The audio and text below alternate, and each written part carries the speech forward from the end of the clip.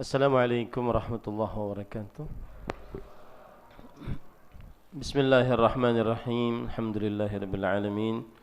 Sallallahu wasallam wa baraka ala abdihi wa rasulih nabiyina Muhammad wa ala alihi wa ashabihi ajma'in. Amma ba'd. Alhamdulillah, kita bersyukur pada Allah Subhanahu wa taala pada hari ini, hari Sabtu pagi menjelang siang 29 Rabiul Awal 1445 Hijriah, kita dimudahkan oleh Allah Subhanahu wa taala untuk duduk bersama mengkaji ayat-ayat suci Al-Qur'an dan hadis-hadis Rasul sallallahu alaihi wasallam dalam sebuah kajian dengan tema dahsyatnya hari hisab. Salawat dan salam semoga selalu Allah berikan kepada Nabi kita Muhammad sallallahu alaihi wa alihi wasallam, pada keluarga beliau, para sahabat, serta orang-orang yang mengikuti beliau sampai hari kiamat kelak. Dengan nama-nama Allah yang husna dan sifat-sifatnya yang ulia, kita berdoa, Allahumma inna nas'aluka ilman nafi'an wa rizqan tayyiban wa amalan mutaqabbala. Allahumma amin. Ahibati fillah, afanillahu wa iyyakum. InsyaAllah ta'ala kita akan mempelajari tentang hal yang berkaitan dengan akidah. Dan pelajaran yang berkaitan dengan akidah ini adalah pelajaran yang penting di dalam kehidupan seorang muslim, karena akidah adalah pondasi dasar dalam kehidupan seorang muslim. Ilmu akidah lebih penting daripada ilmu-ilmu yang lain dalam agama Islam. Lebih penting daripada ibadah, lebih penting daripada muamalah, lebih penting daripada akhlak dan adab. Dan Allah Subhanahu wa taala berfirman tentang akidah dalam surat Ibrahim ayat 24. Alam tara kaifa daraballahu mathalan kalimatan thayyibah kasyajaratin thayyibah asluha thabit wa far'uha fis sama' tu'ti ukulaha kulla hinin bi'izni rabbiha wa yadribullahu al-amthal lin-nas la'allahum yatadhakkarun.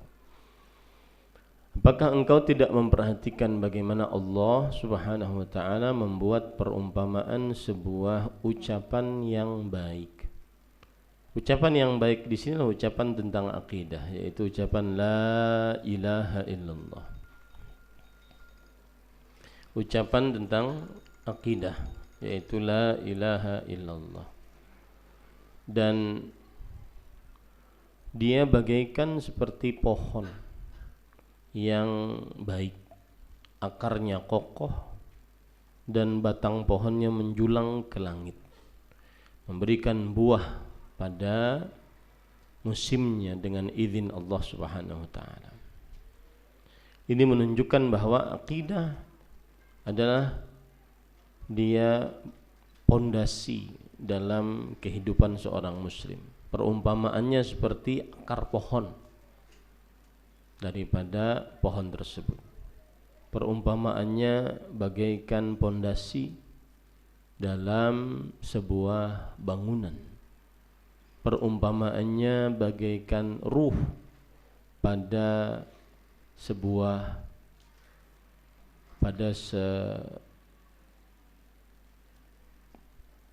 jasmani seseorang.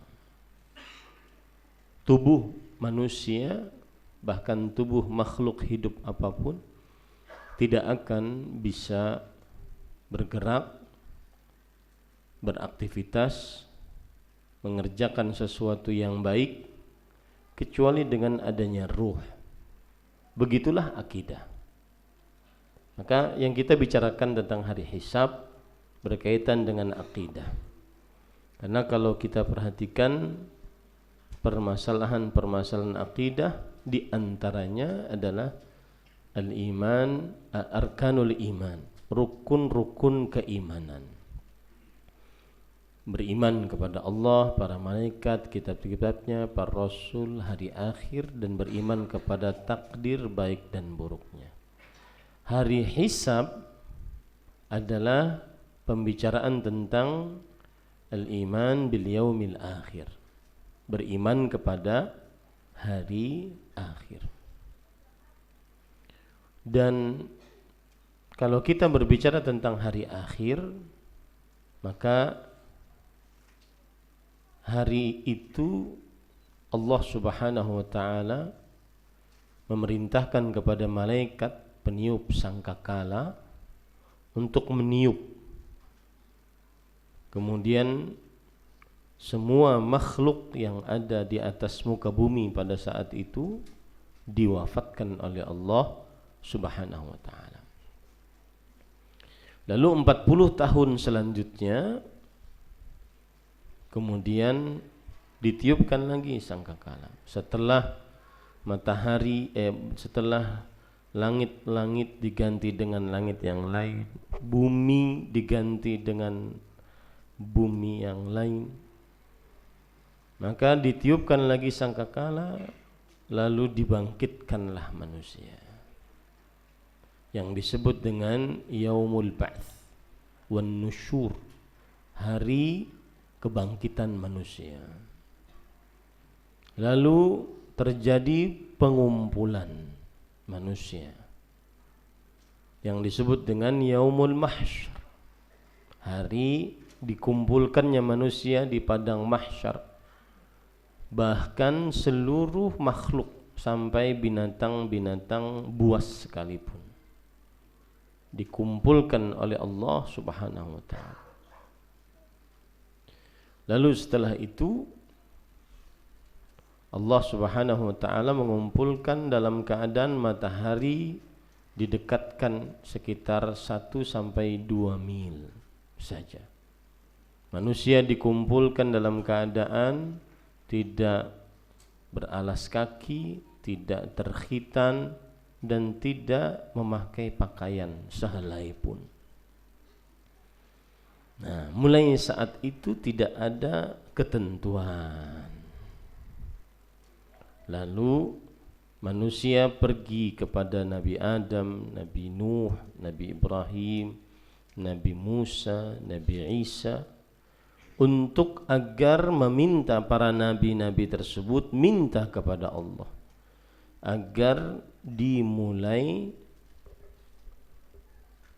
kegiatan selanjutnya. Karena tidak ada kegiatan apa-apa, manusia cuma berdiri. Ada yang tenggelam dengan keringatnya, ada yang keringatnya sampai dada, sampai pinggang, sampai lutut, sampai kedua mata kaki.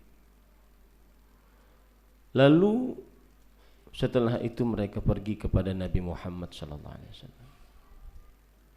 Lalu Rasul sallallahu alaihi wasallam bersabda, "Ana laha, ana laha." Aku yang memiliki itu. Aku yang paling berhak untuk itu. Lalu beliau sujud di hadapan Allah dan beliau membaca zikir yang beliau tidak pernah baca kecuali saat itu diberikan petunjuk oleh Allah Subhanahu wa ta'ala. Kemudian ada suara yang berseru, "Ya Muhammad, irfa' ra'sak, sal tu'ta, washfa' tushaffa." Wahai Muhammad sallallahu alaihi wasallam, angkat kepalamu, mintalah, permintaanmu akan dikabulkan, dan berikanlah syafaat. Engkau telah diizinkan untuk memberi syafaat. Mulailah pada saat itu Rasulullah SAW minta kepada Allah agar dimulai hisab yang disebut dengan faslul qadha, yaitu dimulai kegiatan selanjutnya. Itulah asy-syafa'atul uzma. Lalu saat itu mulailah hisab. Kemudian setelahnya ada tatayurus suhuf. buku catatan amal diberikan oleh Allah Subhanahu wa taala. Kemudian ada timbangan. Nanti ada berjalan di atas sirat. Lalu ada surga dan neraka. Nah, tema kita tentang hari hisab adalah kaitannya dengan hari akhir. Dan hari akhir berkaitan dengan permasalahan akidah. Di sini letak tema ini penting. Jadi kalau ditanya, tema ini penting karena berkaitan dengan apa? Akidah. Satu. Yang kedua, tema ini penting karena ini tema merupakan manifestasi dari pengamalan hadis Rasul sallallahu alaihi wasallam, yaitu aktsiru dzikra hazimil ladzat. Berbanyaklah mengingat sesuatu yang memutuskan kelezatan, yakni al-maut, yaitu kematian.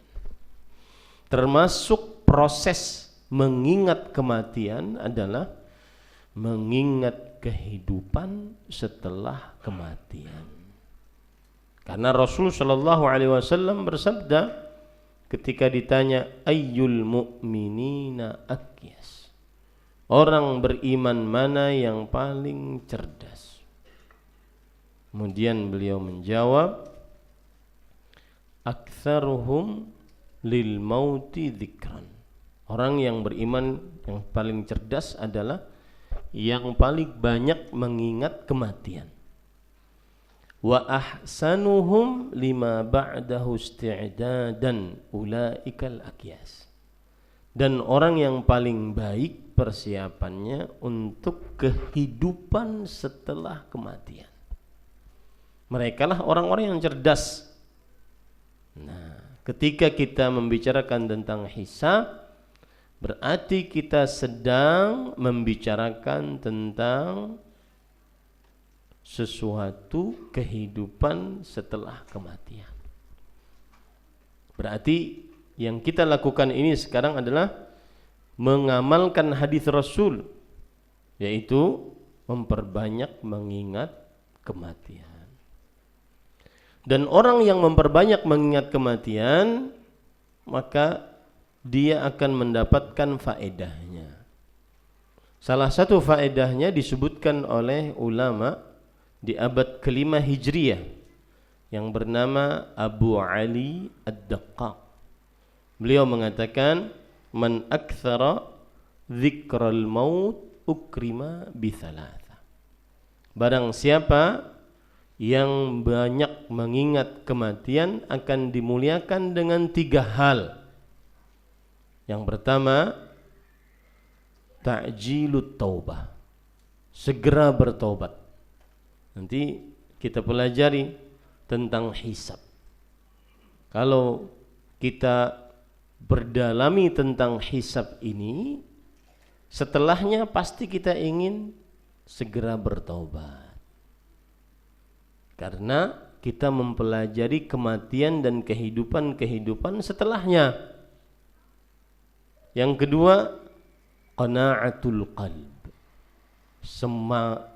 rasa puas qalbu dalam menerima nikmat dari Allah Subhanahu wa taala. Yang ketiga, nasyatul ibadah, semangat beribadah. Nanti lihat saja setelah kita mempelajari dahsyatnya hisab, maka akan timbul kesemangatan untuk beribadah kepada Allah. Kenapa? Karena pembicaraan tentang hisab, pembicaraan tentang kematian dan kehidupan setelah kematian. Yang faedahnya adalah 3 tadi. Ta'jilut taubah, segera bertobat atas dosa. Yang kedua, qana'atul qalb, puas hati atas pemberian Allah, selalu bersyukur dengan pemberian Allah. Yang ketiga, nasyatul ibadah, semangat untuk beribadah kepada Allah Subhanahu wa taala. Nah, ini sisi yang kedua. Mengapa tema ini penting? Sisi yang ketiga adalah bentuk persiapan untuk menghadapi hari hisab. Agar kita di atas ilmu pengetahuan bagaimana tentang hari hisab tersebut.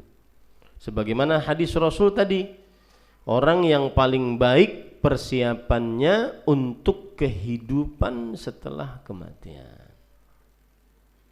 Dan kalau sudah kita sibuk dengan mempersiapkan kehidupan setelah kematian, maka tidak akan terlalu banyak al-amani, angan-angan dunia.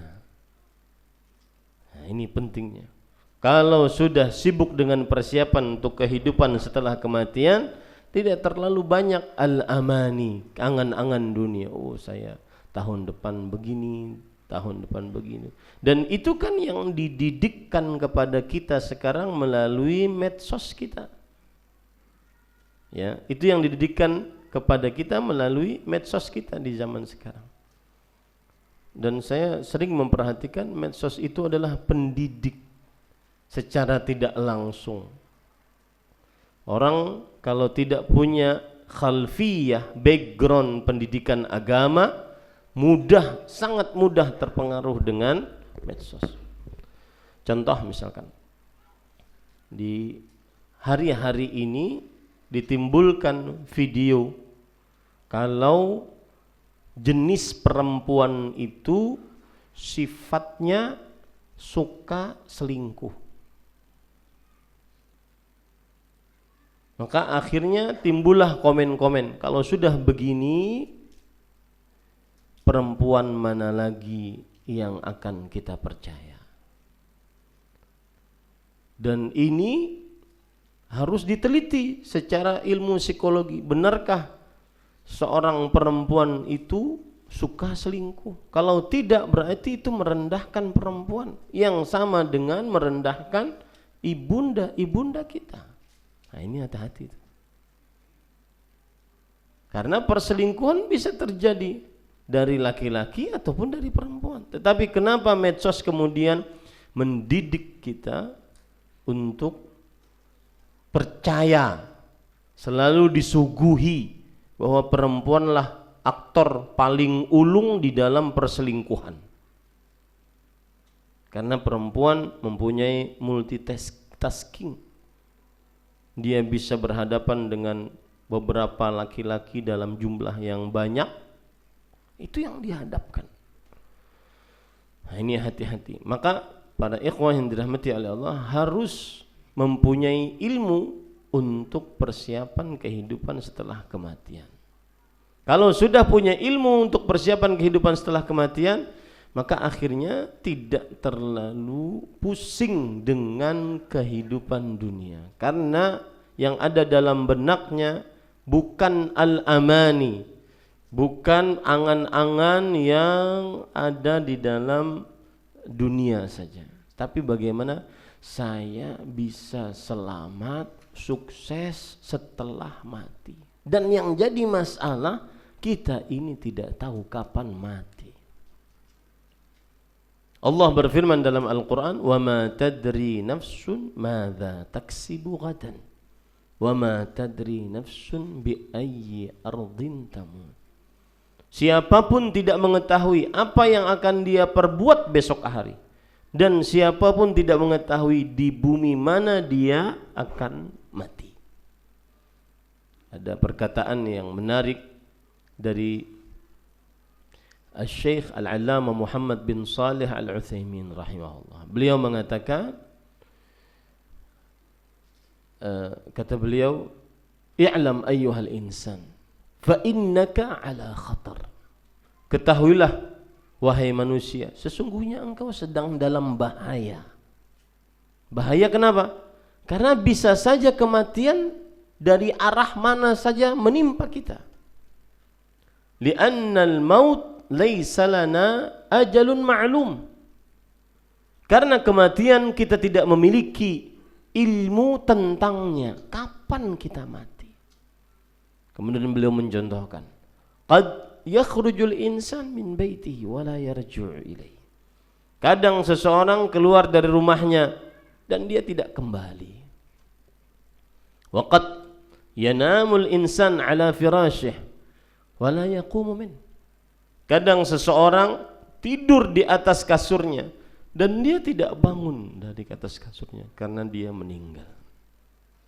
Wa qad yajlisul insan ala kursi maktabihi wa la yaqumu min. Kadang seseorang duduk di kursi kantornya, kursi warungnya, tokonya, perusahaannya, kantornya, dan dia tidak bangun setelah itu. Fahadhil umur tastaujibu minna an nantahizal fursah bit-taubah war-ruju' ila Allah. Perkara-perkara seperti ini membuat kita untuk menggunakan kesempatan sebaik-baiknya untuk bertobat kembali kepada Allah. Termasuk di dalamnya mempelajari hisab ini. Orang kalau sudah mempelajari tentang hari kiamat, angan-angan dunianya pendek. Yang ada dalam benaknya adalah bagaimana saat hisab saya bisa tanpa hisab, atau bisa hisaban yasira, hisab yang mudah. Nah itu dia. Jadi penting, tema ini sangat penting. Membuat seseorang, tema ini penting karena dia perkara akidah. Yang kedua, tema ini penting karena dia manifestasi dari pengamalan mengingat kematian. Yang ketiga, tema ini penting agar membuat kita tidak terlalu panjang angan di dunia ini, yang membuat akhirnya lalai tentang dunia. Ada lagi perkataan menarik dari Fadilat Syekh Abdul Razzaq bin Abdul Muhsin Al-Badr hafizahullah. Beliau mengatakan, al-mautu fasilu la yufarriqu baina as-saghiri wal kabir was-sahihi wal marid. Kematian tidak membedakan antara anak kecil dengan orang tua, antara orang sehat dengan orang sakit. Qad yadkhulul mautu ilal bait. Kadang kematian masuk ke dalam rumah. Fayati ila man kana musinnan. Dia datang kepada orang yang paling tua. Wa akhara maridan. Dia datang kepada orang yang paling sakit keras di rumah tersebut. Tapi dia mewafatkan orang yang paling muda dan paling sehat.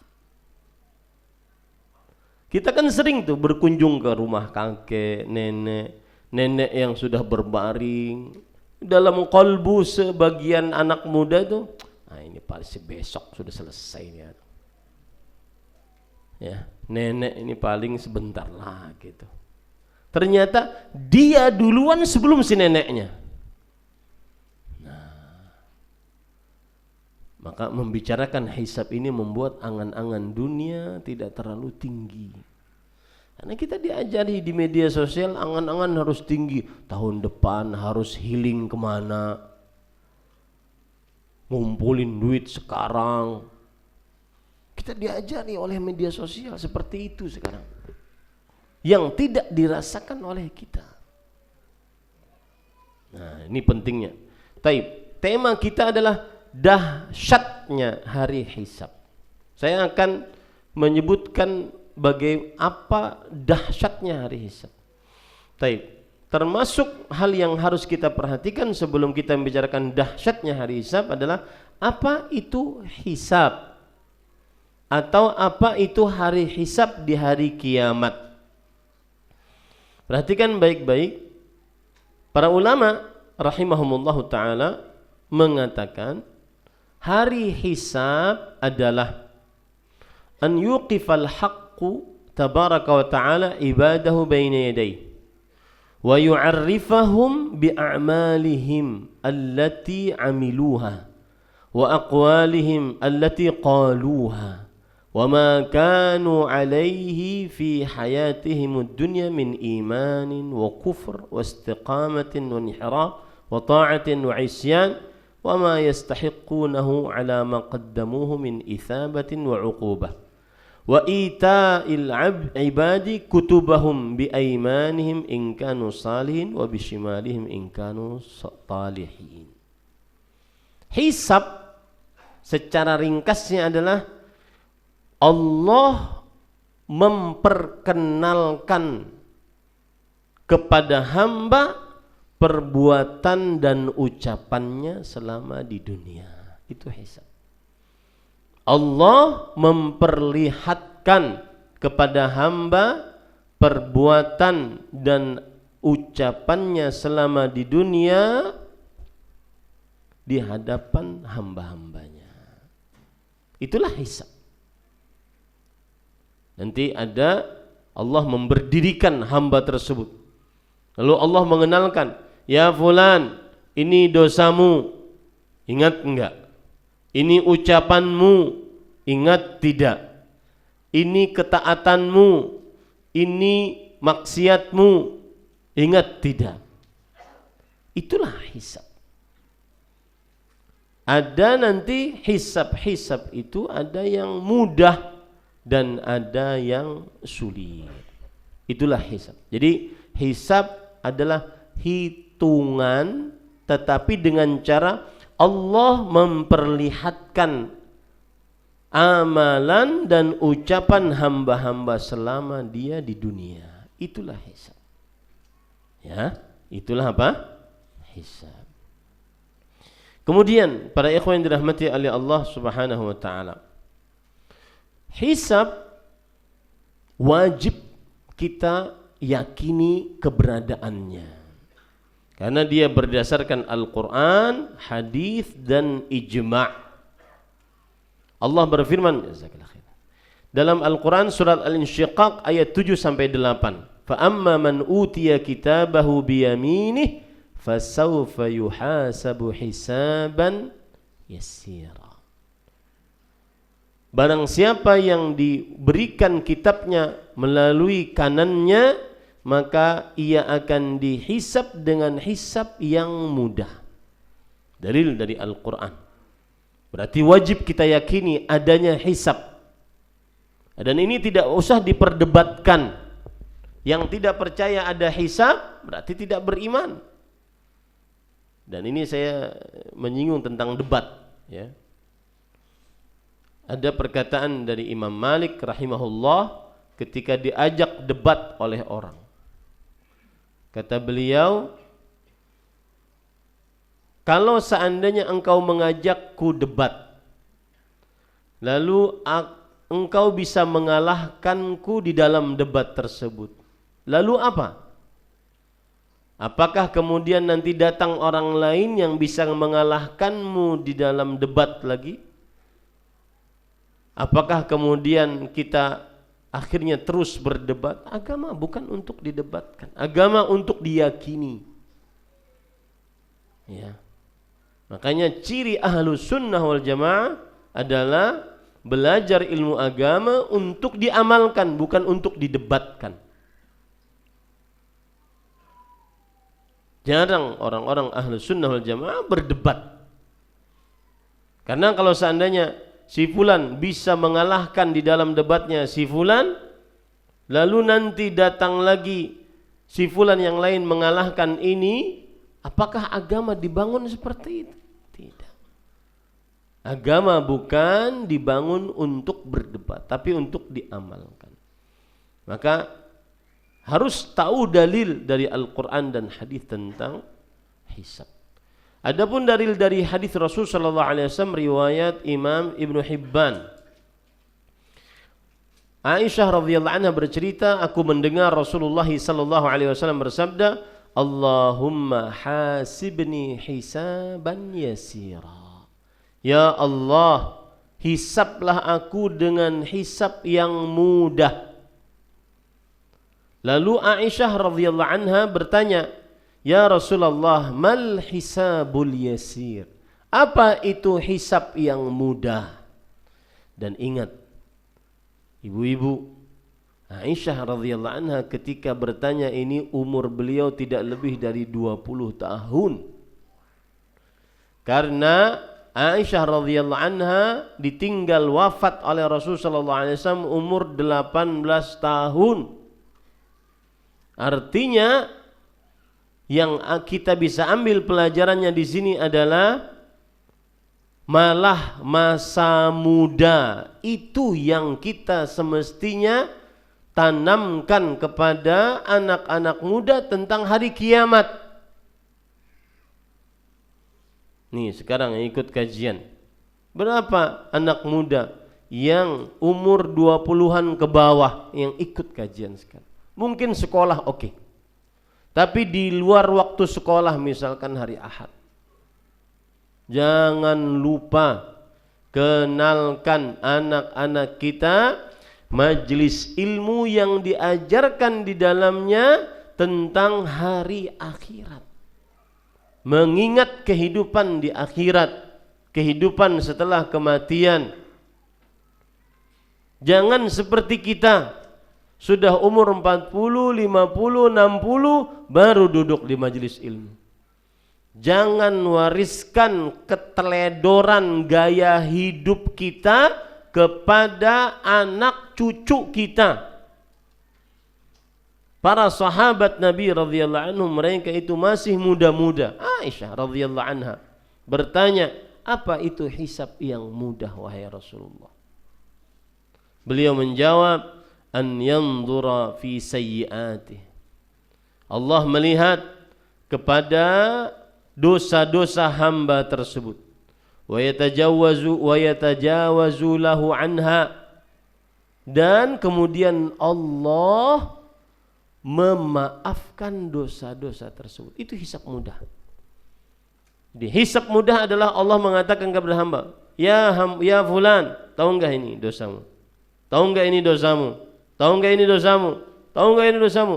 Orang itu menjawab, iya, itu dosamu. Itu dosaku ya Allah. Dia enggak bisa mengelak. Makanya para ulama mengatakan, silahkan melakukan maksiat asal nanti di akhirat bisa mengelak dari hisab di hadapan Allah, dan itu mustahil. Karena Allah Subhanahu wa taala berfirman di dalam surat Al-Kahfi, wa wajadu ma 'amilu hadiran wa la yadhlimu rabbuka ahada. Dan mereka akan mendapati apa yang mereka amalkan itu hadir di hadapan mereka. Itulah hisab, dihadirkan di hadapannya. Dan Rabbmu tidak akan pernah berbuat zalim. Ini para ikhwan yang dirahmati Allah. Nah, kalau sudah berpikir begini kan, saat mau melihat di HP tante-tante goyang, hisabnya. Ya, nanti diperlihatkan. Saat mau melakukan maksiat, dihisab nanti. Akhirnya tidak jadi. Itu yang saya katakan tadi, pentingnya tema ini, membuat seseorang akhirnya dia segera bertaubat, puas qalbunya selalu atas pemberian Allah, dan semangat beribadah karena dia selalu ingat hisab. Allah memperlihatkan amalnya, lalu Allah memakluminya. Sebagaimana hadis riwayat Imam Muslim dari Abdullah bin Umar radhiyallahu anhuma, Rasul sallallahu alaihi wasallam bersabda, "Innallaha yudnil mu'min yaumal qiyamah." Ini Pak, rasakan ini Pak, seakan-akan kita berlaku itu. Sesungguhnya Allah mendekat kepada hambanya pada hari kiamat. Thumma yada'u kanafahu alaih. Rasakan hamba tersebut adalah kita. Lalu Allah menutup atas hamba tersebut. Tidak ada kecuali antara kita dengan Allah Subhanahu wa taala. Thumma qala ya fulan. Lalu Allah berfirman kepada si fulan tersebut, ata'rifu dzamba kadza? Tahu enggak ini dosamu? Kemudian si fulan mengatakan, bala ya Rabb. Iya wahai Rabbku. Ata'rifu dzamba kadza? Tahu enggak ini dosamu? Iya wahai Allah. Hatta idza qarrarahu bidzunubihi, sampai dia mengakui seluruh dosa-dosanya. Wa ra'a nafsahu annahu halak, dan dia mengira bahwasanya dirinya pasti binasa. Allah berfirman pada hamba tersebut, laqad satartuha 'alaika fid dunya wa ana aghfirha lakal yaum. Aku sudah tutupi dosa-dosamu tersebut di dunia. Walhamdulillah. Wallahi Pak, salah satu nikmat Allah terbesar di dunia ini, Allah menutup dosa kita. Kalau Allah bongkar dosa itu, Allah benar-benar terhina kita. Allah tutup dosa kita, aku sudah tutup dosamu di dunia, dan hari ini ku ampuni dosa-dosamu tersebut. Itulah hisab yang mudah. Kemudian Rasulullah SAW bersabda, innahu man nuqishal hisaba yawma idzin halak. Tetapi ingat, kalau ada orang yang saat dihisabnya diteliti oleh Allah, didebat oleh Allah, pasti binasa. Itu bukan hisab yang mudah, itu hisab yang sulit. Kamu dapat hartamu kamu gunakan, hartamu kamu dapat di mana? Kamu gunakan untuk apa? Kenapa kamu gunakan untuk ini? Kenapa kamu tidak gunakan untuk itu? Itu namanya didebat oleh Allah Subhanahu wa taala. Pasti binasa. Kamu punya kerabat, kenapa kamu putuskan hubungan rahimnya? Atas dosa apa kamu, atas permasalahan apa kamu putuskan hubungan rahimnya? Didebat oleh Allah, pasti binasa. Kalau sudah didebat oleh Allah, pasti binasa. Hisab yang mudah bukan berarti tidak ada hisab, tetapi Allah memperlihatkan dosa-dosa kita, lalu setelah itu Allah tutupi dan Allah kasih maghfirah atas dosa tersebut. Itulah hisab yang mudah. Ini dalil menunjukkan adanya hisab. Kemudian para ikhwan yang dirahmati oleh Allah Subhanahu wa taala, sekarang kita ingin mengetahui kedahsyatan di hari hisab. Yang pertama yang sudah kita pelajari barusan tadi, bahwa seluruh amal ibadah kita akan diperlihatkan oleh Allah pada hari kiamat. Mau amal ibadah yang baik atau yang buruk, maka hati-hati ya. Kalau dia amal ibadah yang buruk, siapkan itu jawabannya dan pertanggungjawabannya di hadapan Allah.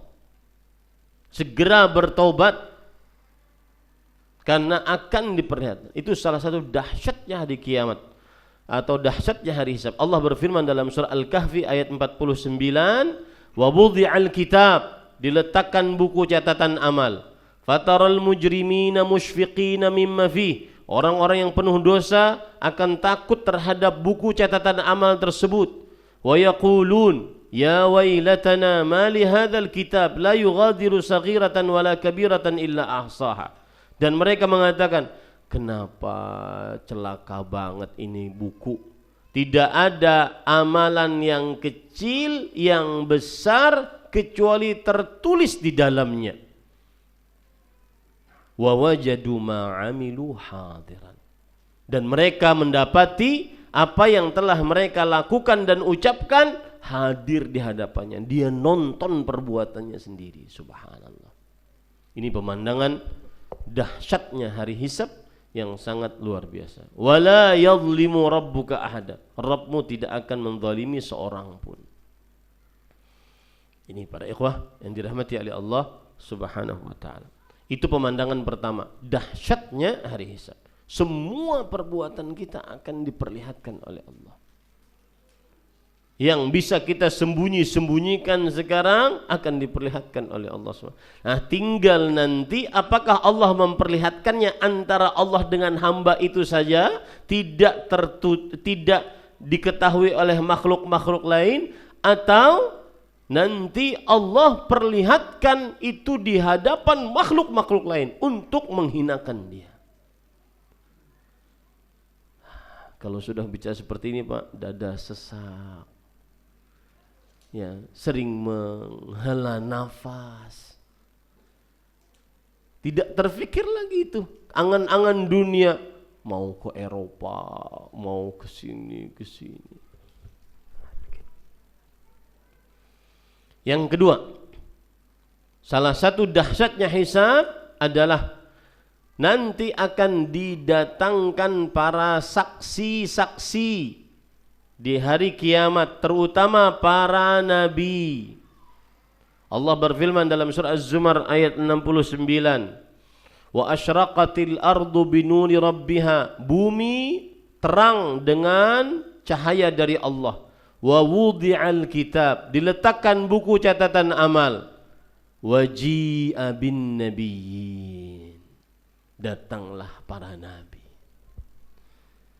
Kemudian kita akan ditanya oleh Allah Subhanahu wa taala, bagaimana sikap kita terhadap nabi yang diutus kepada kita? Bima ajabtumul mursalin, apa yang kalian jawab terhadap dakwahnya para rasul, terutama nabi kita Muhammad sallallahu alaihi wasallam. Bagaimana perintah-perintah rasul, seberapa banyak kita mentaatinya? Bagaimana larangan-larangan Rasul sallallahu alaihi wasallam, seberapa banyak kita menjauhinya? Akan didatangkan oleh, apakah, makanya saya katakan yang sering menghina dakwah sunnah dengan mengatakan bahwa dalil orang-orang yang memerangi bid'ah cuma satu, man amila amalan laisa alaihi amruna fahuwa rad. Ini nanti orang di hadapan Rasulullah SAW, bagaimana dia berhadapan? Mencela hadis beliau sallallahu alaihi wasallam. Ini pemandangan dahsyat di hari kiamat. Mengatakan sunnah-sunnah Rasul sallallahu alaihi wasallam dengan hal-hal yang keji. Jenggot sunnah Rasul sallallahu alaihi wasallam, perintah Rasul bahkan. Semakin panjang jenggotnya semakin goblok. Bagaimana dia berhadapan dengan Rasul sallallahu alaihi wasallam? Waji'a bin nabiyyin, didatangkan di hari hisab para nabi dan akan ditanya kepada kita semua, madza ajabtumul mursalin, apa yang kalian jawab dari dakwahnya para rasul? Orang-orang yang melakukan perbuatan bid'ah, bagaimana dia menjawab nanti di hadapan Rasulullah SAW? Terutama ini nasihat saya tentang ibadah bersolawat. Selawat itu adalah ibadah agung. Bahkan yang mengamalkannya Allah, kemudian para malaikat, lalu diperintahkan oleh Allah kepada seluruh orang-orang beriman. Ibadah agung. Innallah wa malaikatahu yusalluna 'alan nabi. Sesungguhnya Allah dan para malaikatnya bersolawat atas Nabi. Ya ayyuhalladzina amanu sallu alaihi wa sallimu taslim. Wahai orang beriman, bersolawat dan ucapkanlah salam dengan solawat dan salam yang banyak terhadap Rasulullah SAW. Maka caranya bagaimana? Ucapkan yang sebanyak-banyaknya dengan penuh kekhusyuan, penuh ketundukan. Allahumma salli wa sallim ala nabiyyina Muhammad. Karena di dalam ayat disebutkan salawat dan salam. Allahumma salli, ya Allah berikanlah salawat, wa sallim, dan salam, dan berikanlah keselamatan ala nabiyyina, karena disebutkan kata nabi di situ, Muhammad sallallahu alaihi wasallam. Berselawatlah yang banyak. Bukan berselawat yang dengan joget. Itu akan dimintai pertanggungjawab. Ji'a bin nabiyyin, didatangkan para nabi nanti. Bukan berselawat yang dipenuhi dengan musik, bukan berselawat yang dengan berkumpul laki-laki perempuan tanpa hijab, bukan berselawat jingkrak-jingkrak, dan seterusnya. Ji'a bin nabiyyin, akan didatangkan para nabi alaihi wassalatu wassalam. Ini salah satu pemandangan yang nanti pada hari kiamat, pada hisab akan dilihat oleh Allah. Apa dalilnya Ustaz yang tadi? Surat Al-Qasas ayat 65. Allah Subhanahu wa taala berfirman, "Wa yawma yunadihim fayaqul madza ajabtumul mursalin." Yang artinya pada hari itu Allah akan memanggil mereka, orang-orang yang dihisab, dan Allah akan bertanya, apa yang kalian jawab dari para rasul alaihi wassalatu wassalam. Ini para ikhwan yang dirahmati oleh Allah Subhanahu wa taala. Kemudian pemandangan hisab di hari kiamat juga adalah dahsyatnya hisab di hari kiamat. Hisabnya dibangun di atas keadilan yang sempurna. Tidak ada kezaliman sedikit pun. Benar-benar adil. Kalau seandainya ada yang pas waktu dihisab masih memikul tanggung jawab menzalimi orang lain, maka dia akan selesaikan pada saat itu juga, yang disebut dengan proses iqtisas, yaitu mengambil kisos dari satu dengan yang lainnya. Makanya hati-hati Bapak Ibu yang ahli ibadah, ahli sholat wajib, sholat sunnah, ahli puasa wajib, puasa sunnah, ahli baca Quran, ahli umroh, haji, ahli zakat, tetapi punya tanggungan terhadap orang lain. Maka dikhawatirkan saat hisab amalannya tersebut habis. Dan subhanallah, ada pemandangan menarik ini, perhatikan. Ini saya dapatkan ilmunya dari Syekh Abdul Razak. Kata beliau, semestinya manusia itu bagaimanapun besarnya dosa, selama bukan syirik, pasti pahalanya lebih besar. Saya ulangi, semestinya manusia itu bagaimanapun dosanya, sebanyak apapun dosanya, selama bukan kesyirikan, pasti pahalanya lebih besar. Kok bisa? Coba perhatikan sistem pencatatan pahala dan dosa yang disebutkan oleh Rasulullah SAW. Rasulullah SAW bersabda, "Innallaha katabal hasanat was sayyi'at." Sesungguhnya Allah Subhanahu wa taala Allah Subhanahu wa taala menulis bagaimana tata cara penulisan pahala dan penulisan dosa. Sebelum saya lanjutkan, kenapa Ustaz cerita ini? Karena tadi kita sebutkan yang ketiga, dahsyatnya hisab adalah bahwa akan terjadi iqtisas. Hisab dibangun di atas keadilan yang sempurna, tidak ada kezaliman. Terjadi iqtisas, saling mengambil, membayar yang dia zalimi kepada orang lain sampai selesai. Itu dahsyatnya hisab di hari kiamat. Tidak ada kezaliman sedikit pun. Tidak akan bisa ke fase selanjutnya kecuali setelah selesai kezaliman di antara manusia. Nah, saya kemudian mengaitkan dengan semestinya manusia itu pahalanya lebih besar dibandingkan dosanya. Tetapi kadang-kadang tetap saja dosanya lebih besar daripada pahalanya. Karena kenapa? Karena dia pernah menzalimi orang lain. Ya, hati-hati. Contoh misalkan, Allah menuliskan tata cara penulisan pahala. Bagaimana? Man hamma bihasanah. Barang siapa yang bertekad ingin mengamalkan sebuah amal saleh,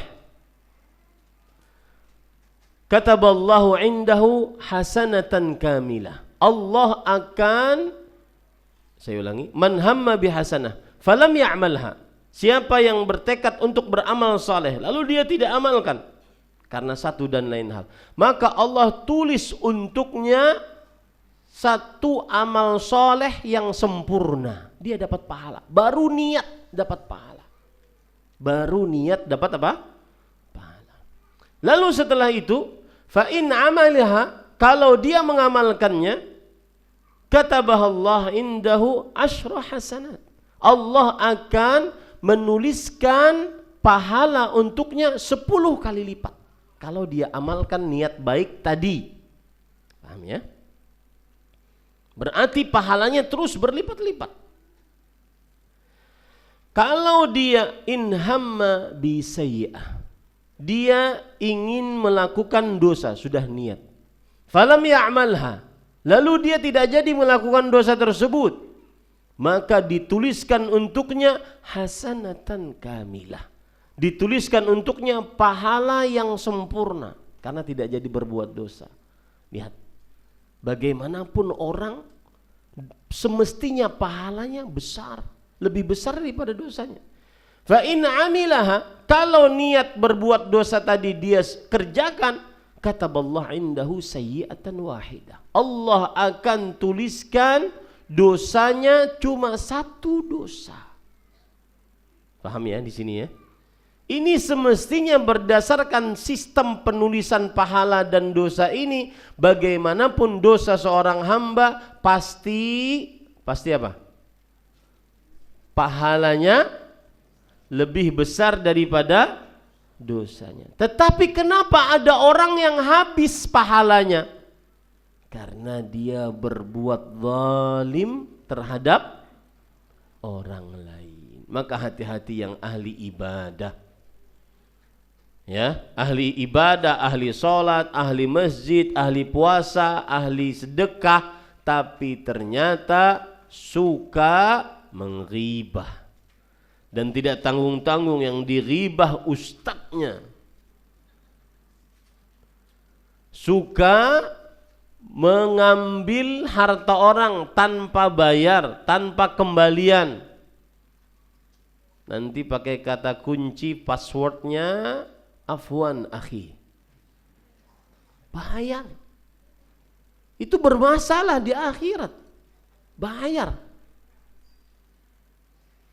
Ya. Suka mencela orang lain, tidak minta halal terhadap kezaliman yang pernah dia lakukan terhadap orang lain.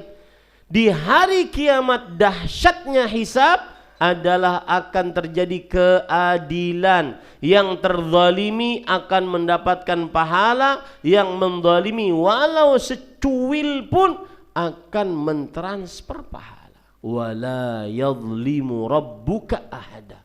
Rabbmu tidak akan menzalimi seorang pun. Makanya para ulama mengatakan huququl adamiyyin mabniyatun 'alal musyahah wa huququllah mabniyatun 'alal musamahah. Hak antar sesama kita, sesama manusia dibangun di atas saling meminta. Saling apa? Meminta. Menagih, mana pahalamu? Engkau telah menggibah saya. Makanya nanti kan ada yang terbunuh nih. Tanda-tanda hari kiamat itu banyak pembunuhan. Nanti yang terbunuh membawa kepalanya, kemudian berhadapan dengan Allah dan minta didatangkan orang yang membunuhnya. Lalu yang terbunuh dengan membawa kepala tadi, dia mengatakan kepada Allah, Ya Rabb, sal hadza fima qatalani. Ya Allah, tanya orang ini, mengapa dia membunuhku sampai seperti ini? Harus selesai kezaliman. Tidak ada sedikit pun yang tersisa dari kezaliman. Ini pemandangan dahsyat di hari kiamat. Makanya hati-hati kalau sedang berinteraksi dengan manusia. Hati-hati sedang berinteraksi dengan manusia. Dan saya dapat ilmu dari Syekh Profesor Dr. Sa'ad Al-Qathlan, salah satu ulama besar Arab Saudi. Ghibah itu kadang-kadang kita susah untuk minta halal. Lalu bagaimana cara bertobat dari ghibah? Karena kadang-kadang kalau kita ghibah seseorang atau ada orang lain menghibah orang lain, maka ketika dimintai halal, maka yang dighibah jadi marah. Misalkan nih ya, ada ini yang menggibah, ada ini yang diribah. Yang selama ini ilmunya kita ketahui adalah ini minta halal kepada yang di sini. Betul apa betul? Betul. Sampai dia menghalalkan, selesai urusan kita. Tapi kadang-kadang kata Syekh, orang ini minta halal ke sini, malah ini tidak rela. Akhirnya marah-marahan. Kenapa menghina, menggibah saya? Saya tidak seperti itu. Akhirnya tidak jadi taubatnya, tidak jadi permintaan halal. Lalu apa yang harus dia lakukan? Maka cara yang terbaik yang dia lakukan kalau sudah menggibah orang di sini, dia di tempat di mana dia pernah ghibah orang ini, dia puji orang ini. Dia perbanyak mendoakan kebaikan untuk orang ini. Dia perbanyak meminta kepada Allah istighfar untuk orang ini. Paham ya? Nah, itu cara agar terlepas dari dosa ghibah. Orang yang menghibah, di mana dia pernah menghibah orang lain, maka dia menyebutkan kebaikan-kebaikan orang yang pernah dia ghibah di tempat yang pernah dia ghibah orang tersebut. Kemudian dia perbanyak istighfar, dan itu pun Pak, perhatikan ya Pak ya, itu pun adalah inisiatif. Paham maksud saya inisiatif? Maksudnya adalah tetap di hari kiamat akan terjadi apa? Iqtisas, qisas, pengambilan qisas satu dengan yang lain. Ya. Dan tidak ada maaf di hari kiamat. Enggak ada maaf. Oh ya saya maafkan ya Allah, enggak. Semuanya perlu pahala. Enggak, kamu pernah menghibah saya, setor pahala sini. Makanya salah satu kiatnya puji dia dengan kebaikan. Perbanyak berdoa kepada Allah untuk dia mendapatkan kebaikan maghfirah agar ghibah-ghibah tadi terhapus. Nah, ini pemandangan dahsyatnya hisab yang ketiga. Allah berfirman di dalam Al-Quran tentang tidak ada kezaliman sedikit pun. Di antaranya surat Al-Baqarah ayat 281. Tsumma tuwaffa kullu nafsin ma kasabat wa hum la yudhlamun.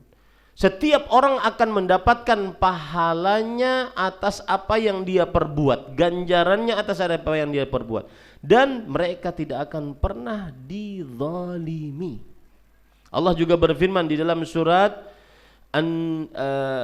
An-Nisa ayat 77, wal akhiratu khairun limanittaqa wa la tuzlamuna fatila. Dan kehidupan akhirat lebih baik bagi orang yang bertakwa, dan kalian tidak akan pernah dizalimi walau fatil. Ini Pak, fatil Pak. Perhatikan ini gambarnya ya. Nah ini. Fatil itu adalah biji kurma, di tengahnya ada belahan. Di belahan itu ada serat ini. Sekecil itu Pak, tidak akan pernah Allah tinggalkan kezaliman antara manusia. Bagaimana kalau bertumpuk-tumpuk lebih daripada ini? Fatil ini sekecil serat yang ada di tengah biji kurma. Seseorang berbuat zalim kepada orang lain sekecil itu tidak akan pernah Allah tinggalkan. Allah akan selesaikan. Dahsyatnya hisab di hari kiamat, tidak ada kezaliman sedikit. Bahkan jangankan antar manusia, binatang Allah akan selesaikan urusannya. Allah Subhanahu wa taala berfirman, Rasul sallallahu alaihi wasallam bersabda, yu'ta yaumal qiyamah tuqadu bisyatil jalha minas syatil qurana hatta yuqtassamin. Akan didatangkan kambing yang tanduknya patah dengan kambing yang mematahkan tanduknya sampai diambil kisos darinya. Harus selesai, Pak. Yang seperti ini. Maka saya sering bilang kalau lagi bimbing umroh, saya katakan hati-hati, jangan pernah bermasalah di dalam perjalanan suci ini karena minta halalnya susah. Mungkin enggak ketemu lagi dengan orang, minta halalnya susah. Yang ada nanti adalah mengurangi pahala kita. Ini para ikhwan yang dirahmati oleh Allah Subhanahu wa taala. Allah juga berfirman dalam Al-Qur'an, "Wala yadhlimuna naqira." Ini naqir. Ada biji kurma, kemudian ada lubang yang ada dalam biji kurma itu. Naqir, lubang kecil yang ada dalam biji kurma. Sekecil itu Allah tidak akan biarkan. Harus selesai kezalimannya. Yang terzalimi harus dibayar, yang menzalimi harus membayar. Subhanallah. Ini yang membuat kita hati-hati. Ini yang dikatakan oleh Umar bin Khattab tentang takwa. Takwa itu adalah orang berjalan, kemudian di hadapannya banyak batu-batu kerikil. Bagaimana kita berjalannya? Harus hati-hati. Nah, ini para ikhwan yang dirahmati oleh Allah Subhanahu wa taala. Taib. Kemudian dahsyatnya hari hisab di hari kiamat yang lain adalah yaitu Allah Subhanahu wa taala akan menghisab hal-hal berikut ini. Yang pertama, amalan dunia. Yang kedua, semua nikmat yang pernah dirasakan di dunia. Yang ketiga, perjanjian dan kesepakatan. Yang keempat, pendengaran, penglihatan dan hati akan dihisap oleh Allah Subhanahu wa taala. Ini perjanjian dan kesepakatan. Saya ini dalam kajian kadang-kadang sering mencontohkan agar mudah dipahami. Ada fenomena, Pak, ini berkaitan dengan poligami ya. Ada fenomena seorang laki-laki sudah beristri. Mungkin dia ingin merasakan tubuh yang lain, maka dia nikah diam-diam tanpa sepengetahuan istrinya dengan seorang perawan atau janda, terutama janda. Akhirnya berlalulah 1 bulan, hari-hari manis, 2 bulan. Bulan ketiga istrinya curiga dan akhirnya tahu istri yang pertama. Kemudian sang istri pertama mengancam, pilih dia atau saya, pilih janda atau menjandakan istrimu. Maka si laki-laki ini akan mundur dan kembali kepada istri pertamanya. Selesai. Yang terzalimi siapa? Janda tersebut. Lalu si laki-laki ini memiliki pemikiran, wah kayaknya asik juga nih, nikah lagi, kalau ketahuan mundur lagi. Ya? Nikah lagi, yang ketiga ketahuan lagi, mundur lagi. Dia kembali lagi kepada istri pertamanya. Toh saya tidak berzina, saya nikah. Nah, ini fenomena ada kaitannya dengan perjanjian dan kesepakatan. Maukah kita anak perempuan kita dilakukan seperti itu? Maukah kita keluarga perempuan kita diberlakukan seperti itu? Dan itu banyak laki-laki yang cuma modal mau cicip-cicip dengan tubuh yang lain. Kalau ketahuan istri sahnya atau istri pertamanya, semuanya sah ya. Kalau ketahuan istri pertamanya, mundur dia. Yang terzalimi siapa? Ya, para janda, istri yang kedua, istri yang ketiga yang tadi.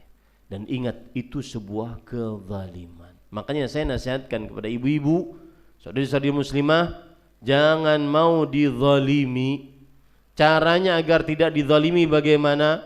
Kalau memang ingin dipoligami, maka salah satu caranya adalah dia harus memberitahu kepada istri pertamanya. Dan harus ada pernyataan istri pertama tahu. Masalah ridha itu mungkin susah. Enggak ada istri yang meridhai. Karena bagi para istri, poligaminya suami itu lebih dahsyat, lebih menyakitkan daripada matinya suami.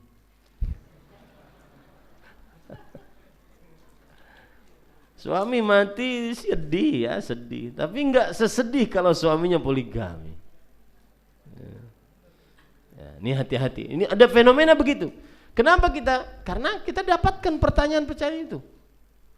Jadi laki-laki yang tidak bertanggung jawab seperti itu. Wah, asik juga nih. Menikah kedua ketahuan, mundur saya. Sedangkan di sini tidak ada catatan sipil. Nah, ini syarat kedua yang saya ingin nasihatkan. Kalau di poligami, nikah resmi pakai catatan sipil. Kenapa? Karena Anda punya hak atas suami tersebut. Ya. Ini para ikhwan yang dirahmati Allah. Ini saya katakan salah satu pemandangan dahsyat di hari kiamat. Semua perjanjian, semua kesepakatan. Seperti saya beri contoh misalkan, para pengajar ini kan sekolah, pengajar sudah di atas kesepakatan, mengajar 1 tahun, ternyata ada yang nawarin ke tempat lain yang lebih bagus gaji dan fasilitasnya, dia tinggalkan begitu saja setelah dia tanda tangani. Dia merusak kesepakatan, itu akan dimintai pertanggungjawaban. Itu akan dimintai pertanggungjawaban. Allah Subhanahu wa taala berfirman dalam surah Al-Hijr ayat 92 sampai 93, "Fa wa rabbik lanas'alannahum ajma'in amma kanu ya'malun." Demi Allah, sungguh kami akan bertanya kepada mereka seluruhnya tentang apa yang telah mereka perbuat. Ya. Kemudian Allah Subhanahu wa taala juga akan meminta pertanggungjawaban tentang seluruh nikmat yang pernah kita rasakan, sampai minum air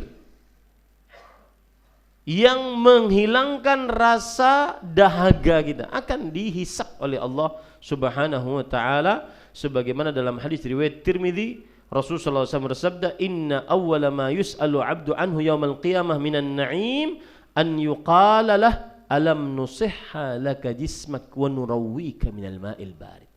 Sesungguhnya yang paling pertama akan dihisab atas seorang hamba pada hari kiamat dari nikmat Allah, Allah akan bertanya kepada dia, "Bukankah telah kami sehatkan badanmu?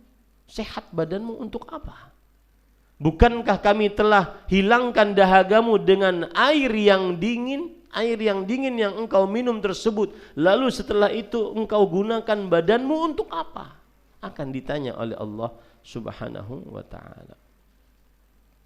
Nah, kemudian para ikhwan yang dirahmati oleh Allah Subhanahu wa taala, tentang dahsyatnya hisab yang kelima, yang terakhir sebelum yang paling yang terakhir, bukan yang paling akhir karena masih banyak sebenarnya, yaitu tentang amalan-amalan pertama yang dihisab, di antaranya salat. Salat ini amalan paling pertama dihisab oleh Allah Subhanahu wa taala. Dalam hadis yang diriwayatkan oleh Imam At-Tirmidzi, Rasulullah SAW bersabda, "Inna awwala ma yuhasabu bihi al-'abdu yawmal qiyamah min 'amali salatu. Fa in saluhat faqad aflaha wa anja, wa in fasadat faqad khaba wa khasir." Sesungguhnya yang pertama kali dihisab atas seorang hamba pada hari kiamat adalah dari amalannya adalah salatnya. Jika salatnya baik, dia beruntung dan sukses. Salat kunci kesuksesan. Jika salatnya buruk, dia rugi dan malang. Salat kunci keburukan. Maka perhatikan salat. Apalagi kita di bulan Rabiul Awal ini. Orang kalau bulan Rabiul Awal banyak membicarakan tentang Maulid Rasul sallallahu alaihi wasallam, hari kelahiran Rasul sallallahu alaihi wasallam. Padahal masih diperselisihkan oleh para ulama tentang tanggal dan bulannya, tentang kelahiran Rasul sallallahu alaihi wasallam. Tapi para ulama bersepakat bahwa hari Senin 12 Rabiul Awal adalah hari, tanggal dan bulan wafatnya Rasulullah sallallahu alaihi wasallam. Tidak ada perbedaan pendapat di antara para ulama akan hal ini. Dan Rasul sallallahu alaihi wasallam sebelum wafat beliau berwasiat. Bagaimana hadis Ummu Salamah, hadis Anas bin Malik radhiyallahu anhu.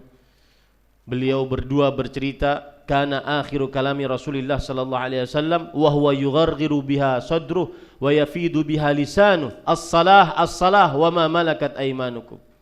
Yang artinya ketika Rasul sallallahu alaihi wasallam dadanya sesak dan lisannya berat, maka wasiat terakhir Rasul sallallahu alaihi wasallam adalah jagalah salat dan berbuat baiklah kepada budak-budak kalian. Dan salat amalan yang paling pertama akan dihisab oleh Allah Subhanahu wa taala. Salatnya baik, maka seluruh amalnya akan baik. Salatnya buruk, seluruh amalnya akan buruk. Bagaimana salat itu buruk? Siapa yang tahu? Agar saya bisa minum dulu. Bagaimana salat itu buruk? Ria, tidak sesuai dengan tuntunan Rasul. Nah, yang jawab tadi 2 orang dapat hadiah, nanti ambil di sini. Yang lain lagi, saya akan katakan siapa yang mau jawab, benar atau salah bukan urusan. Siapa yang mau jawab? 1 tadi sudah. Tidak tepat waktu, ini jawaban yang benar. Antum kalau ingin tahu solat yang buruk, perhatikan surat Al-Ma'un. Fawailun lil musallin. Neraka wail bagi orang yang solat. Apa itu wail? Wadin fi jahannam ba'idul qa'ri khabithut ta'am. Jurang dalam neraka jahannam, dalam dan baunya busuk. Ya. Bagi siapa? Orang-orang yang sholat. Kenapa yang sholat dapat sepertian? Alladzina hum an salatihim sahun. Orang-orang yang lalai tentang sholatnya. Siapa yang lalai tentang sholatnya? Saya bacakan di dalam tafsir Imam Ibnu Katsir rahimahullahu ta'ala. Orang-orang yang lalai di dalam sholatnya, di antaranya yang Bapak sebutkan tadi. Saya bacakan ya. Salah satu penafsirannya adalah, kata Imam Ibnu Katsir rahimahullah, imma an waqtihal awal fayuakhirunaha ila akhirih daiman aw ghaliban. 1, yaitu orang yang dia mengakhirkan waktu sholat, maka akhirnya dia akhirkan terus menerus, atau kebanyakan sholatnya dia akhirkan. Sholatnya di akhir waktu, ini orang yang buruk sholatnya. Hati-hati antum-antum bekerja yang masih kadang-kadang di jalan, harus punya siasat.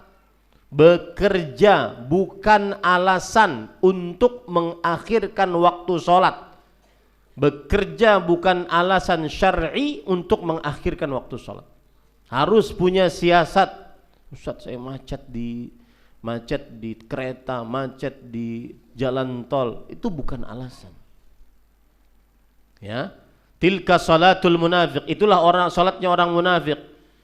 Jika datang azan asar, yarqubu syams, dia menunggu matahari mau terbenam.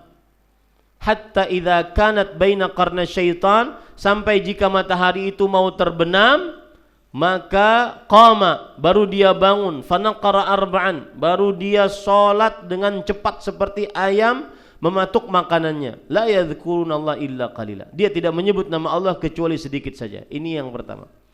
Yang kedua, yaitu imma an fi'liha bil kulliyah, dia tidak mengerjakan sholat sama sekali. Ini lalai tentang sholatnya, ini buruk tentang sholatnya, tidak sholat sama sekali. Yang ketiga, imma an fi'liha fil waqtil muqaddari laha syar'an fayukhrijuha an waqtiha bil kulliyah.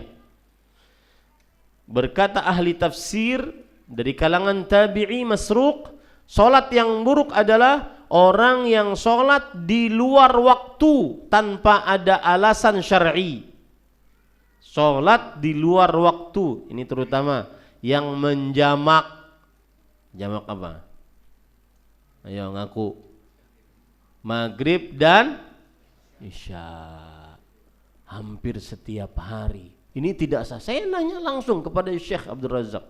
Syekh, waktu itu kita jalan mau maghrib. Syekh, ini orang nunggu bis, kadang-kadang sholatnya terlambat, dia menjamak. Mungkin kerja di Jakarta padahal orang Bekasi, kerja di Jakarta padahal orang Bogor.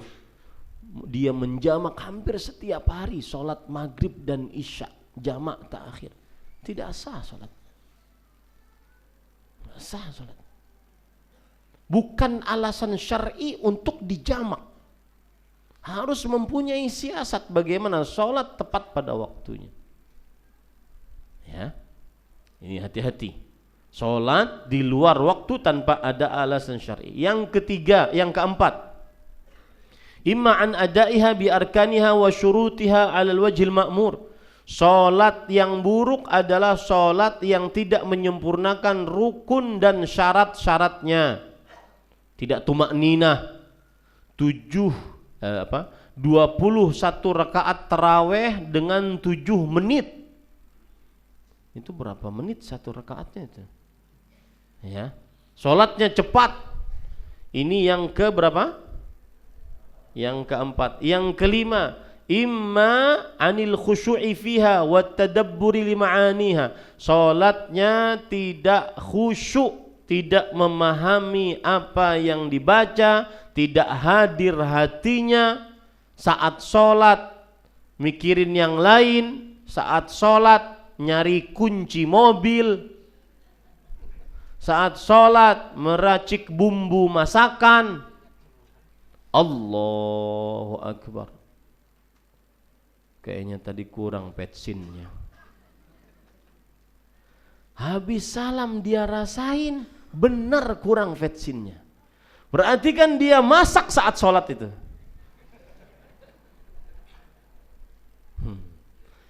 Kemudian Allahu Akbar. Ini laki-laki nih. Kunci tadi di mana kunci? Mulai sok bijak, turun tangan kan.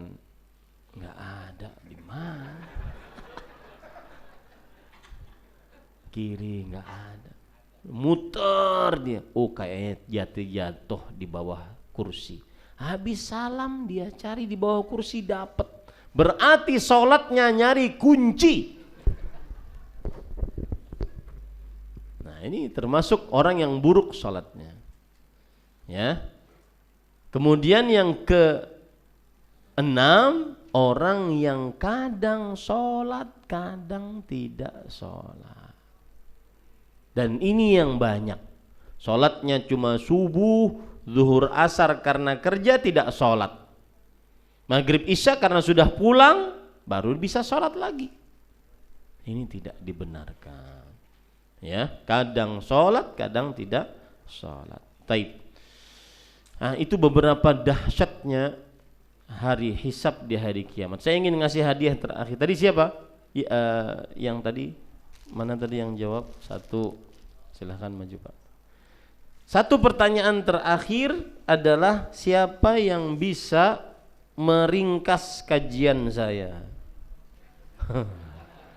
Iya, saya sebutkan dahsyatnya saja. Dahsyatnya yang pertama.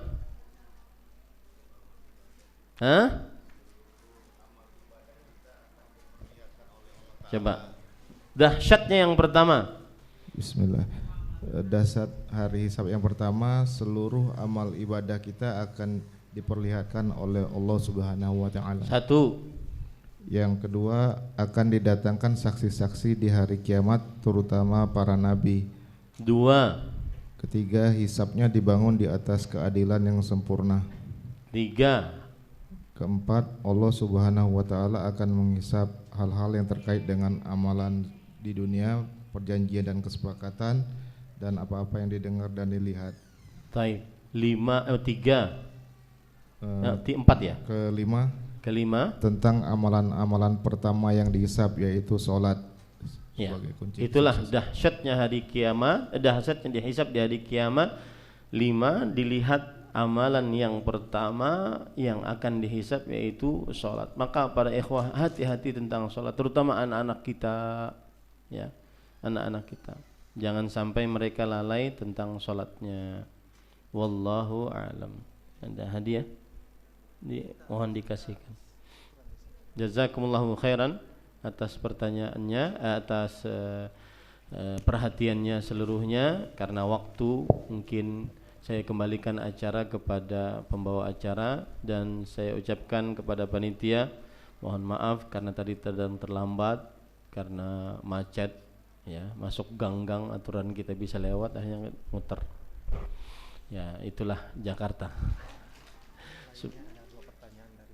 Taib, silakan.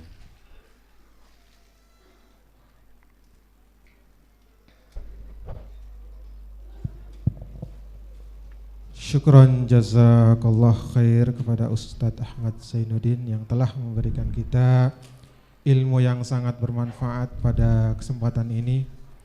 Semoga kita bisa mempraktekannya dalam kehidupan kita sehari-hari.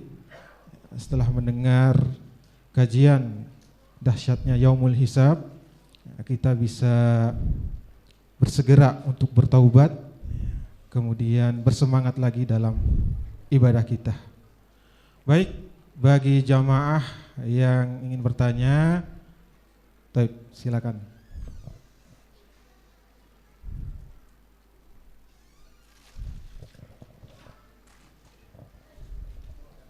Bismillah. Assalamualaikum Ustaz. Waalaikumsalam. Tadi kan antum menyinggung soal hadis dari riwayat Muslim yang ketika Allah menghisab seorang hamba, kemudian Allah menutup agar dosa-dosa hamba itu tidak diperlihatkan kepada makhluk yang lain. Yang ingin Anda tanyakan itu, apakah ketika Allah menghijab seorang hamba itu, kemudian hamba itu bertemu dengan Allah, dengan tadi terjadi diskusi ya, Allah tunjukkan dosa A, B, C gitu kan, itu seorang hamba itu bertemu dengan Allah atau bagaimana Ustadz keadaannya? Jazakumullah khairan. Assalamualaikum warahmatullahi wabarakatuh. Bismillah, alhamdulillah. Mungkin yang bertanya agak kebingungan dari sisi, bukankah bertemu dengan Allah itu sebuah kelezatan? Dan ini menarik para ikhwah. Saya kalau cerita ini sering ternyuh gitu. Karena kita ini kan beribadah kepada Allah, sujud, ruku, doa, segala hajat kita sampaikan kepada Allah. Kalau lagi sedih kita mengeluhnya kepada Allah.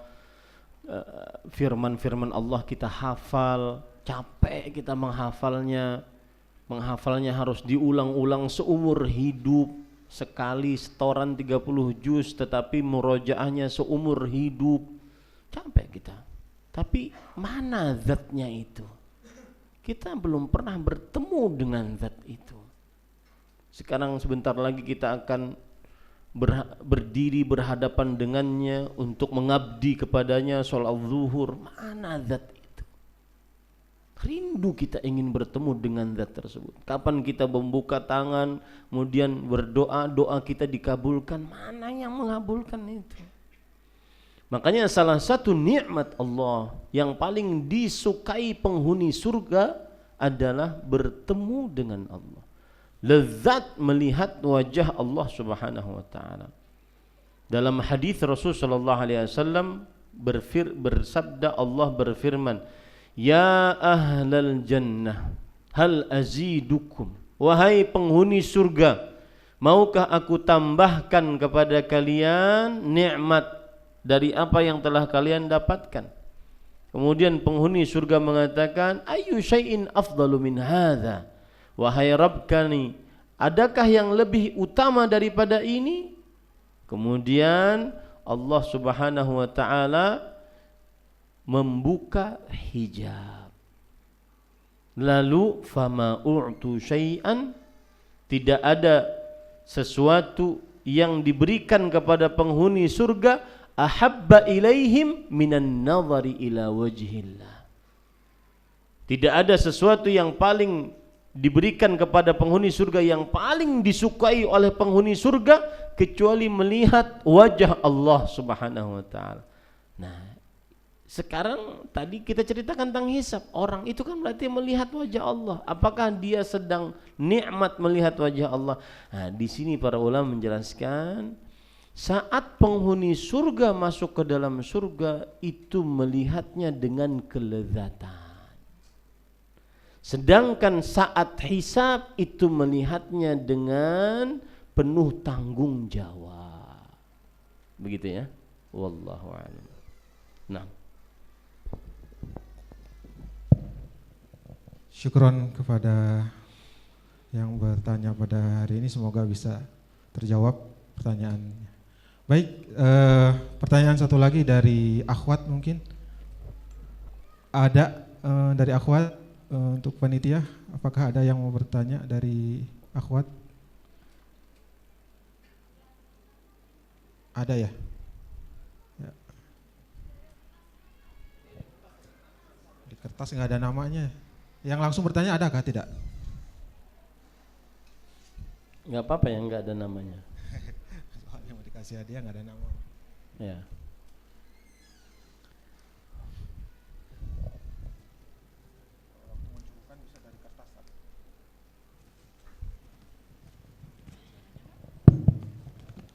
Assalamualaikum warahmatullahi wabarakatuh. Salam. Terima kasih atas kesempatan yang diberikan kepada saya untuk bertanya kepada Ustadz. Begini Ustadz, tadi mengenai perjanjian dan kesepakatan dan dihubungkan dengan poligami. Ada yang mengatakan bahwa kesempurnaan seorang istri adalah mengizinkan seorang suami untuk menikah kembali, dan itu pun perlu dengan ilmu. Jadi tidak sembarangan gitu ya, mengizinkan seorang suami menikah lagi, harus berilmu dulu. Nah, bagi seorang yang ingin mencapai kesempurnaan seorang istri, itu bagaimana? Bagi yang tidak berilmu, apakah cukup dengan orang-orang berilmu saja yang bisa mencapai kesempurnaan itu? Saya rasa itu saja Ustaz, terima kasih. Assalamualaikum warahmatullahi wabarakatuh. Waalaikumsalam warahmatullahi wabarakatuh. Lihat, dari semua dahsyatnya hisab, yang paling diingat poligami.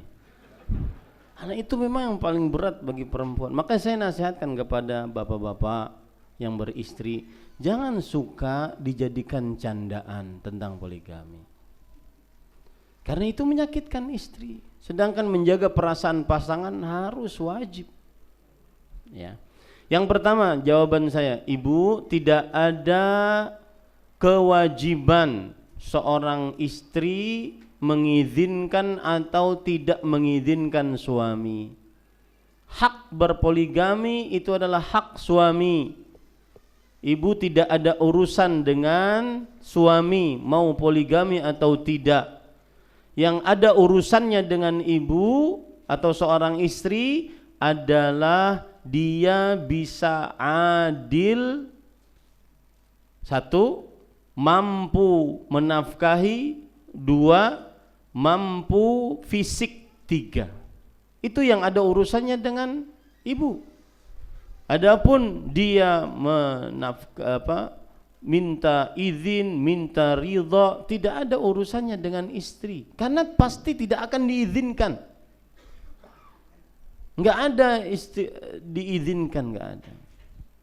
Ya, dan tidak ada syariatnya juga harus minta izin. Yang ada adalah memberitahu, karena dia tidak bisa tidak memberitahu, karena dia wajib adil. Masa dia bohong terus si suami ini? Setiap pekan kedua pasti ke Jakarta, dari mulai Jumat, Sabtu, Ahad, Senin pulang. Ternyata ada istri keduanya Ahmad Zainuddin di Jakarta. Kan nggak mungkin dia bohong terus. Ya, harus memberitahu kepada istrinya agar pembagiannya adil. Nah, itu maksudnya. Yang kedua, apa yang ibu ucapkan tadi, bahwa kesempurnaan seorang istri adalah ketika mengizinkan dan meridhoinya suami, itu perlu dalil. Kesempurnaan seorang istri adalah saat melayani suaminya, itu yang benar dan itu berdalil. Saat bagus terampil melayani suaminya, itu yang benar. Rasulullah SAW bersabda, la tu'addil mar'atu haqqa rabbiha hatta tu'addiya haqqa zawjiha. Seorang istri tidak akan sempurna menjalankan hak Allah sampai dia sempurna menunaikan hak suaminya.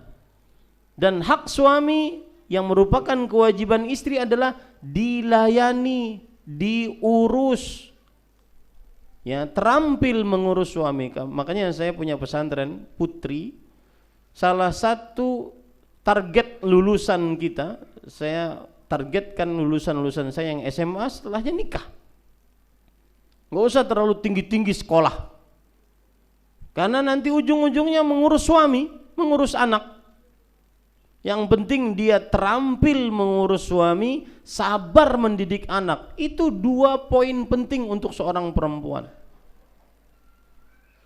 Ya, adapun S1 apalagi sampai S2, S3, tidak sedikit yang umurnya 27, 30 belum nikah gara-gara terlalu asyik sekolah, akhirnya susah mencari jodoh.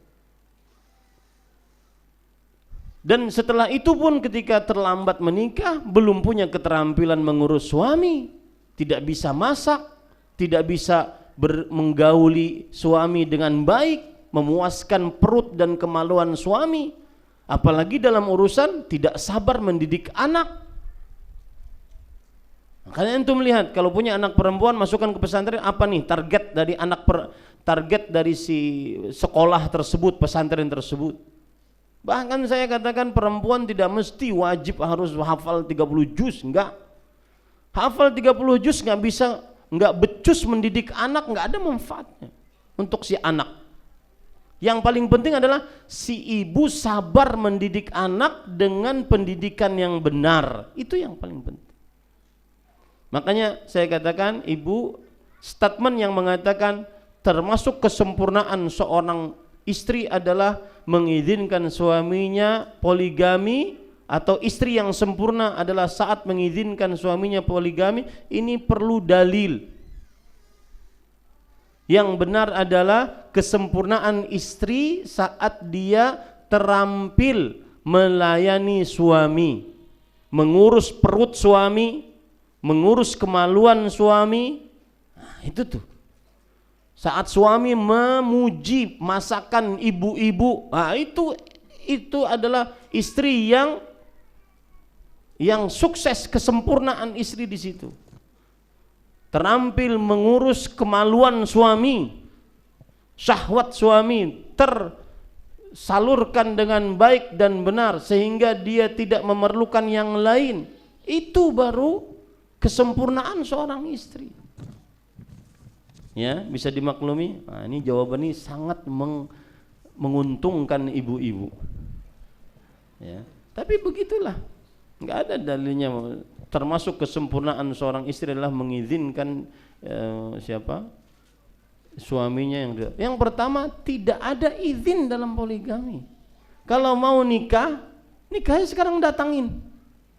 Ya, nggak ada harus izin. Yang ada memberitahu agar nanti adil, ya. Tapi tema kita hisab, bukan. Cukup kiranya. Wallahu a'lam. Sallallahu nabiyana Muhammad. Walhamdulillahirabbil alamin. Jazakillah khair kepada penanya. Karena sudah masuk. Iqra bismi rabbikal ladzi khalaq.